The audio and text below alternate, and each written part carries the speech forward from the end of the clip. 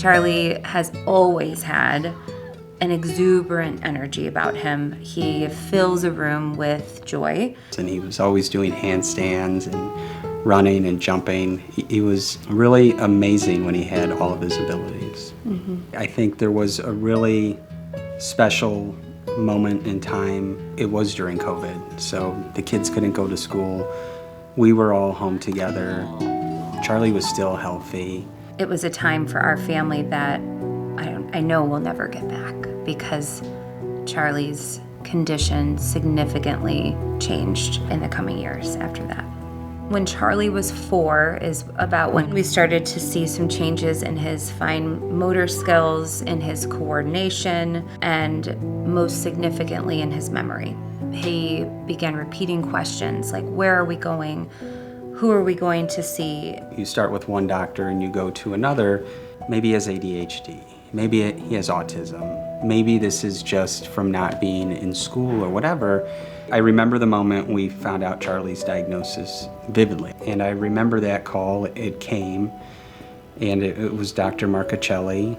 He said, we have the results. Your son has Batten disease. I knew in that moment that this was going to kill Charlie. He said, I'd like for you to see my colleague, Dr. Elizabeth Berry-Kravis. We had no idea that she was one of the top physicians in the world for this. I remember she told us she would do anything she could to help Charlie, and by God, she did. She really did. Children like Charlie are often told they have no options because historically this has been a completely untreatable disease. So the patients develop normally early on, and then they regress and lose neurological function and eventually die. Batten's disease is multiple different diseases. CLN1 is one of those diseases, and it occurs in probably less than 1 in 200,000. So it's what we classify as ultra rare. I was actually consulting for Tasia, a gene therapy company that had a gene therapy for CLN1. They agreed to let me use their gene therapy for compassionate use to treat Charlie.